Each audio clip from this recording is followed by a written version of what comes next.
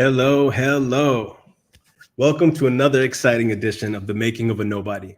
I'm Kyle Kane, your Chief Marketing Officer, and I'm crashing this week's episode as a guest host.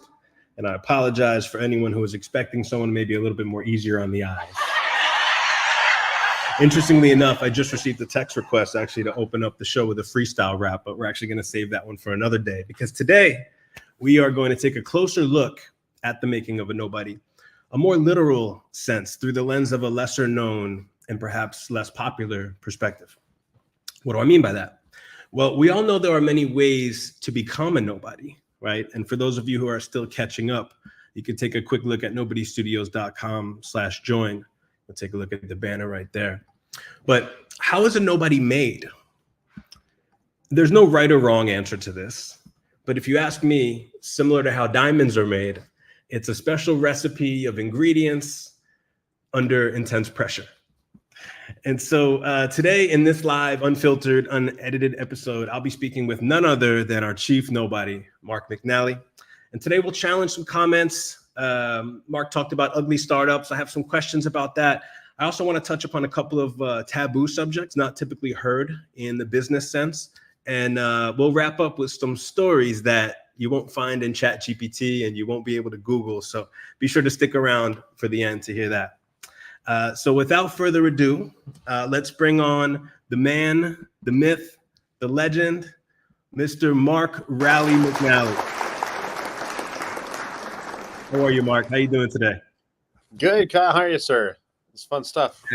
Excellent. Thanks for joining us. I really appreciate the opportunity to chat today in front of our crowd, 1,000 global investors across 55 countries and 6 continents, and of course our audiences on YouTube and LinkedIn. So let's dig right into it if you don't mind. Of course. On previous videos, I heard you discuss a lot of hot button topic issues that are, of course, important to our crowd, which include adaptability and optimization and scalability. We talk about AI and the progressive model and automation. And I want to start off by digging in a little bit deeper into your comment that I heard last week about startups.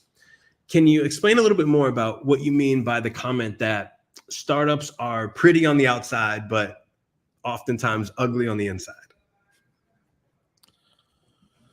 Wow. Okay. Good question. I think it's what I intend by that comment is that if you know anyone who's had success in a startup, that's like your only thing you know is like they started really young, it worked really well, and they made a shit ton of money.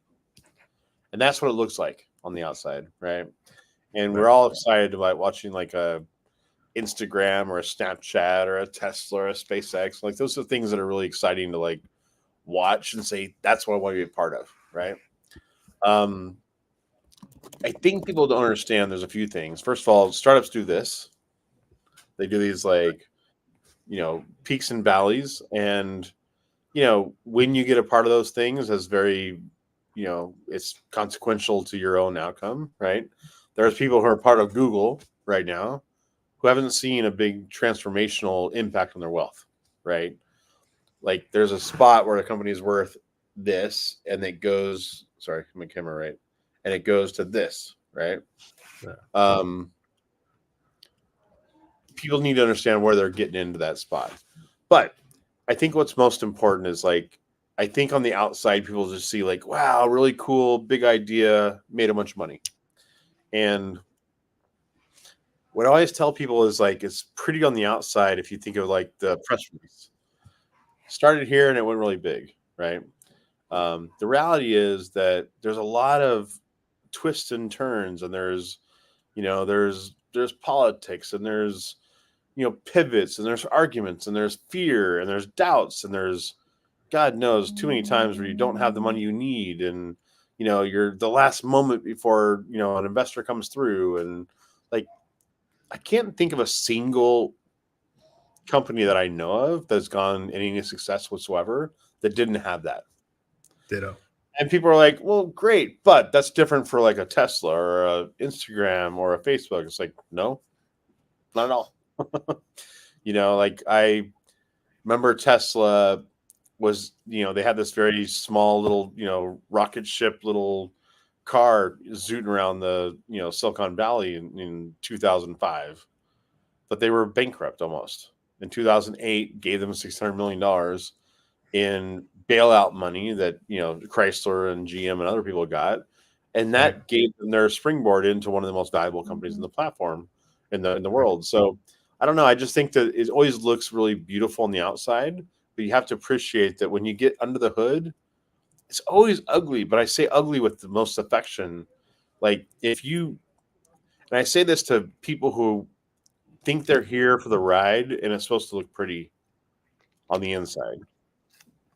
I'm like, no, we're trying to build the good outcome. We had this crazy, gnarly goal, and we actually got to a great outcome. That is the story we're trying to paint. But this is the internal workings. This is the movie we're going to make later. Is under the hood. Right. It's okay for it to be ugly. It's okay for there be, tough choices and big arguments and massive failures and pivots, and it's not okay. It's actually guaranteed to be a part of the journey. Right. Right. And similar to the human journey, right? I mean, we need to be prepared for those bumps in the road, those ebb and flows. It never goes as perfect. So, and is there a way for us as entrepreneurs to get a look at that? I mean, it almost seems like you have to go through it to understand it. I mean, what any advice for anyone looking to get a taste of it to see if this is something that they're cut for? Great question. One, I think it's really easy, a lot easier if you're building a journey with people who kind of have that understanding, right? Right. But some of the best talents are still people who are very young that don't have that experience, right? I try to say what I'm saying now to those folks in the very front end. And I do believe there's something you can detect early on of whether or not someone's like, I'm really intrigued by this and I would love to be a part of this kind of journey versus this is in my makeup, right? And frankly, it's something that I'm committed to. Like, not a big fan of New Year's resolutions. I think you should do like resolutions every day, right? But one of the things I've determined in 24 for me is I'm going to be very more rapid in my assessments and my feedback, and also my ability to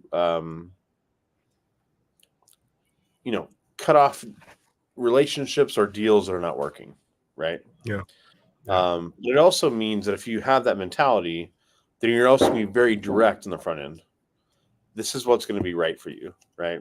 And so I think that, maybe a roundabout way to answer your question is if people are armed to know, like, if this is for you, then we'll know in like 5 months or 3 months or 2 months. Let's go do this. Let's go do it. Like, there's no surprises. Like, there's going to be 900 twists and turns and challenges along the way. Like, we should know by working together. This is really not that the journey is easy, but working together should be easier, right? Yeah. Saying, oh, that sucked. How do we break that apart? How do we solve that? Okay, great. Solve that problem next. Like, it's a distinctly different kind of mentality, right? Yeah. And it sounds like it is tough to really know what it feels like without going through it yourself. And, so being surrounded by folks that are like-minded and forward thinking, or folks that are willing to take risks, I think that's the best way. So I love the way you talk about that. And I think, us as leaders, we use the term leaders sparingly or carefully, not sparingly, but carefully. And one of the things that attracts me to you as a leader is sort of the way you talk about that. And I heard you say something in the last interview. I've heard you say this quite a few times in the studio, is talking about the energy behind a team or the energy behind an idea or a particular person. And that's something that rarely you will hear a CEO talk about. And there's probably a few reasons for that. I mean, it's hard to quantify. It's hard to communicate when you have, a gut feeling about something. And so you mentioned, some accelerators and some anchors.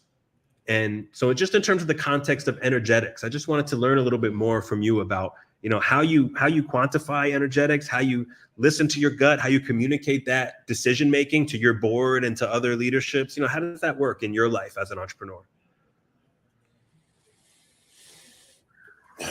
Yeah, I mean, energetics at a high level is something that's super important because there's a Okay. At a high level, energetics is like go where the flow is, right? So you can paint a big picture and a big, broad vision, and you watch people that are attracted to the journey, but it's different when people are really making it easy, right? Some people might be like, I want to work for you, but this is my terms, these are my negotiation terms and my contract terms. And other people are like, I just want to jump in and help you, right? You tend to go, especially at startup, is like so much risk and there's so much unknown that you kind of just you need to be with people who are flowing with you overall, right? Mhm. Like, not saying flowing with like buying your bullshit. I mean more like it's just this is already a hard thing we do. So you're not attracted to people who make it harder. You're Right. attracted to people That's who true. make it easier, right? Yeah. Yeah. So I think energetics is on the super high level is just flow of what do we do for a living, right? And then there's energetics, and in terms of like certainly been a part of my last 4 or 5 years of my life, highly tuned to where people are at, and very I'm a very non-judgmental. I try to be very non-judgmental, but I understand where people are at, and I understand where they can play a role in my journey, or vice versa, right? And so it's it's looking for that flow.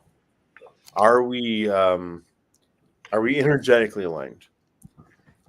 Which means, can you play a role in this journey, or vice versa? And sometimes you find people who are very like wrapped up in a ball of energy and negativity, and like, this is life, right?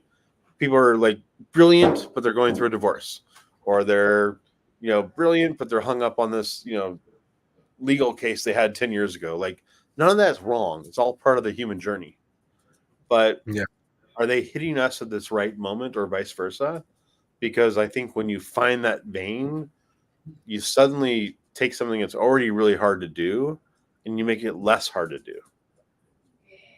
And so I'm very keen to the energetics. And I used to think, this is the way I was trained, this is like 20 years ago, thinking that success had a lot to do with people's backgrounds and their training. And I actually think it has a lot more to do with where people are at their current point in their lives. And kind of bringing that together at one point. And I know you have a music background, but it's almost like that. Like, there's certain times a band rocks for fucking 8 years and they suck for 12 because they're in the wrong spots, right? Right.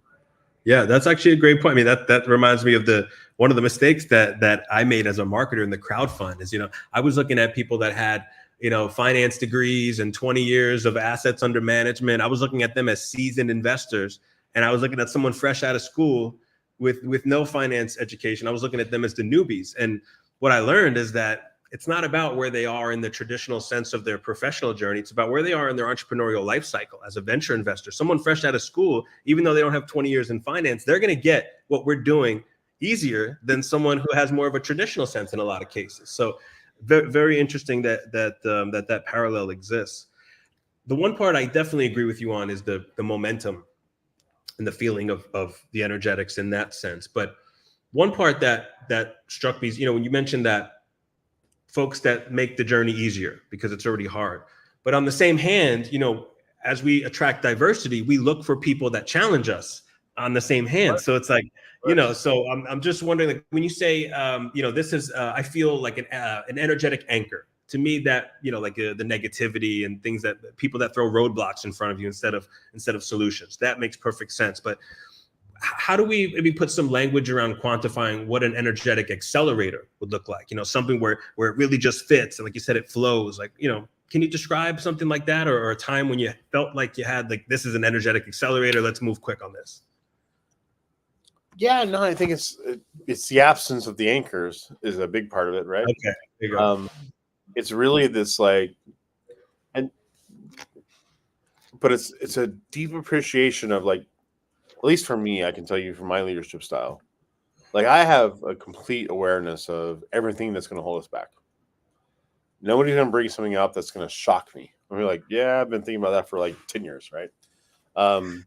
So when people can meet me there and say, great, we know that, but, you know, and a great example is actually our CFO, Greg Lovett, who, I love to give him kudos. He's one of the best hires we've made in the studio and probably my entire career. But right before we hired him, we were on the last stages of another CFO, like 4 months interview process, multiple dinners, a lot of good relationships. And he's a very competent person and someone who's still in our circle today. But the language every step of the way would be, some of the problems you guys are going to have would be this. Some of the things that we're going to have to answer would be this. Some of the challenges you're going to have is this. Mhm. And it always felt really weird because he's a very important role, right? CFO is like right hand to me, right? The fact that the word language was, and I didn't understand it at the moment, but it was more like, here's the things that are in your way. And I realized it didn't feel right, and I decided to move away from that conversation. And it was a serendipitous moment, which we've had like 9,000 in this nobody studio journey. Right. But it was one where I called somebody I thought I could just, whine to. But I also knew he had a great relationship, network in SoCal. And I'm like, I need to find a CFO. Long story short, I was on a call with Greg Lovett within like 6 hours. And he had just left like a great situation, but had gone through an exit, and he was on the market, and he joined within like 3 days. But he's Beautiful. changed the entire trajectory of what we've been doing the last year and a half. Yeah. Why? Right. Because he walked right in, the difference between the guy who was saying, here's what you're going to struggle with, was when I got done telling the vision of what we're going to accomplish, he's like, I think you're nuts. And I think I should probably be like studied for why I'm so excited about joining you, because this is what we need to do. And he started rattling off like the 400 things we need to solve for. Right. Right. So that's the energetic point that skill set wise, probably equal. I don't know. Maybe Greg's below, but energetically, Way above. levels above. And it's proved to be an amazing partnership since. Yeah, that's a great story, and that reminds me of the topic of our episode today. So in that case, you went down to the goal line with another CFO, and that was a planned change based on the energetics. And in some cases, with the sports analogy, you've got teams that go all the way down to the goal line, they work their butts off to drive down the field, and then right before they score, they lose the ball to the other team, and they have to start all over. And that seems to be, the comfort with that process seems to be a common denominator in the successful entrepreneurs that I've studied. Is it's okay to fumble on the goal line, on the 1 and the 50, doesn't matter. And we've heard about some of the biggest fumbles from companies, right? I mean, we heard about the biggest record label in the world that said that the Beatles had no future in recorded music, or Exactly. Walt Disney was fired for lack of imagination. Oprah was fired for being unfit for TV, right? Steve Jobs was unceremoniously removed as head of Apple. And I've had my share of fumbles too as an entrepreneur, and I think we all have. And up until now, I've been hesitant to talk about them for whatever reason, whether it's something that I didn't want to repeat the cycle of, or something that I felt like would, damage my public perception. But the more that I grow into my entrepreneurial cycle and approach the stage of the give back, I realize that a lot of the people around me find value in me sharing these stories. So it's not about me boasting or bragging or protecting my ego. It's more about, what value can I provide to others? And so through these stories is how we provide value to each other. So I wanted to ask you candidly, tell me what your biggest fumble is, whether it's something you've been a part of or something you've witnessed. I'd love to hear how somebody dropped the ball and it was just a big mess. Well, yeah, I'm not sure it's always that someone dropped a big ball. I think that there's these windows where you look back on time and say that was a big miss. So that's one thing for me, right?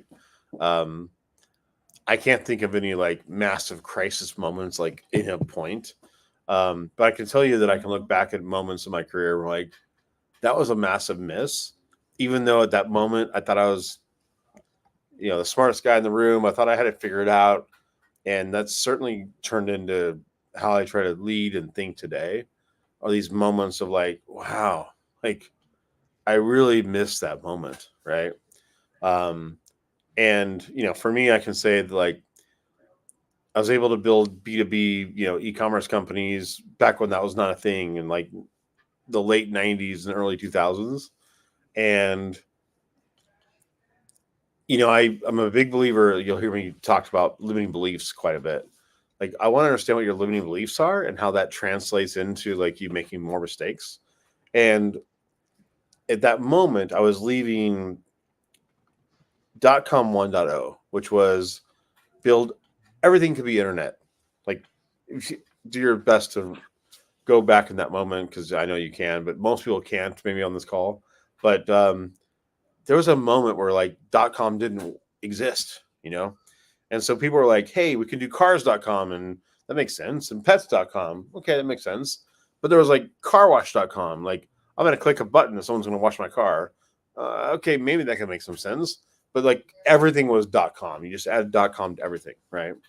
And so I realized that I was really young in my career and had some success, but I wanted to go very distinctly the opposite direction, which was I wanted to figure out how to build things. So I built a platform to connect buyers and suppliers in the internet, which allowed me to do exactly what I wanted, like I needed in my soul.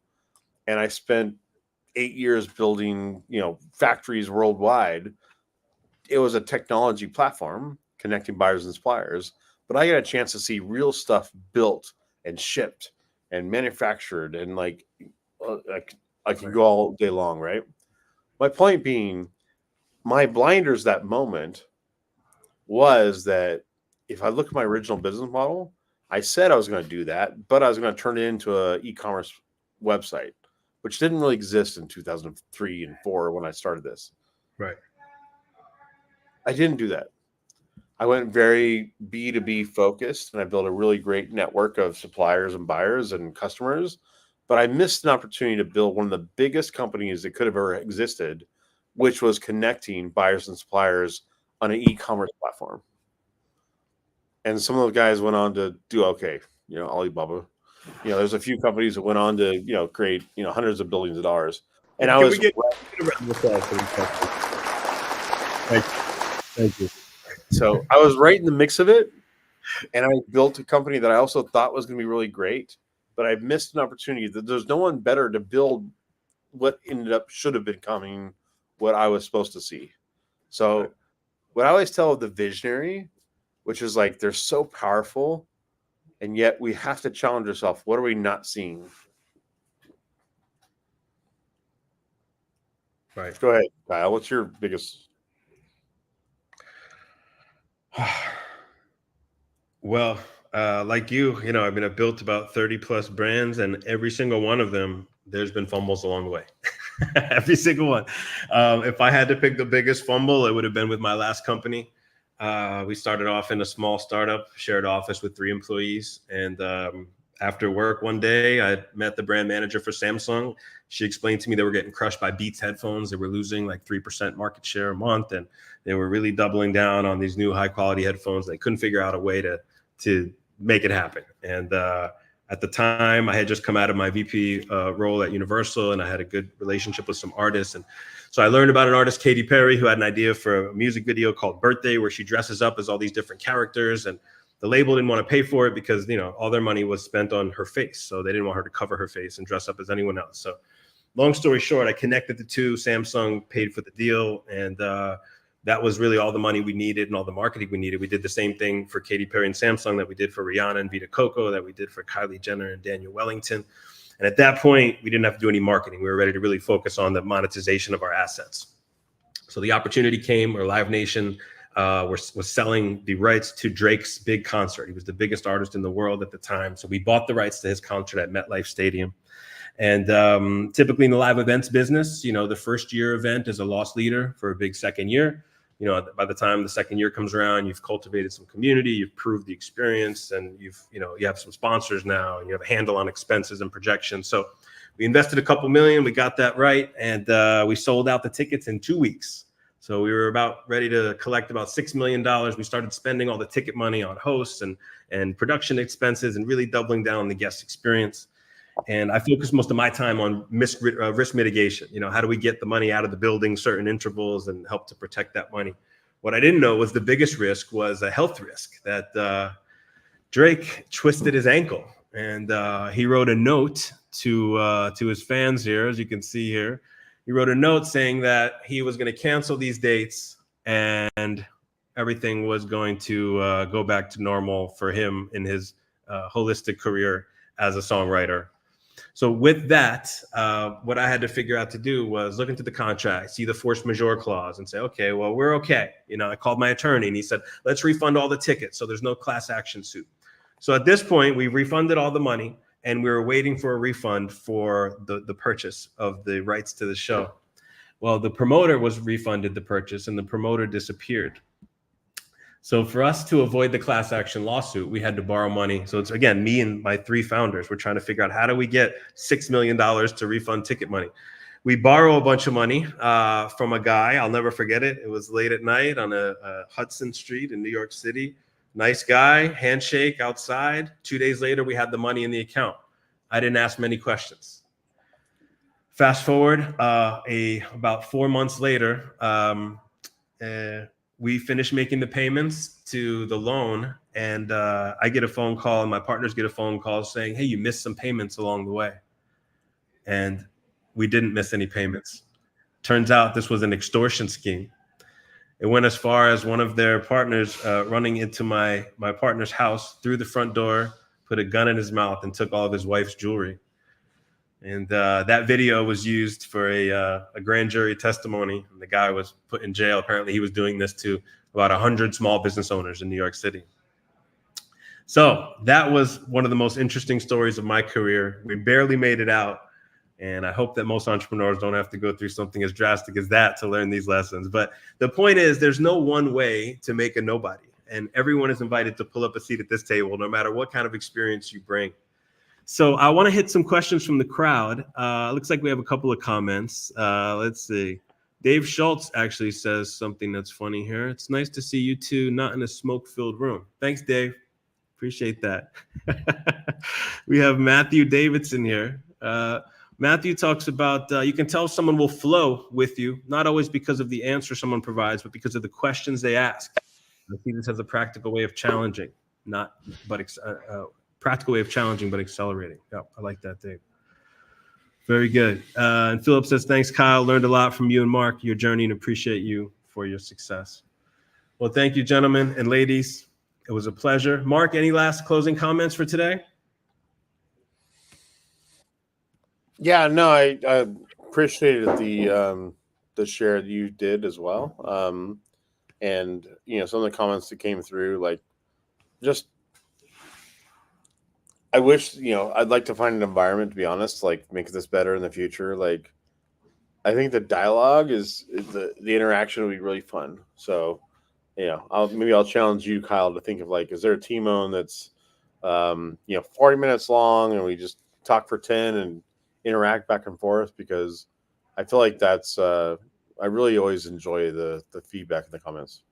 Yeah, me too. Well, it's a pleasure. Thank you for your time today, Mark. I think we all learned a lot. I'll leave the audience with the coming soon video. Take a look at some of the content that's coming down the pipe at Nobody Studios. Thanks for your time, everybody.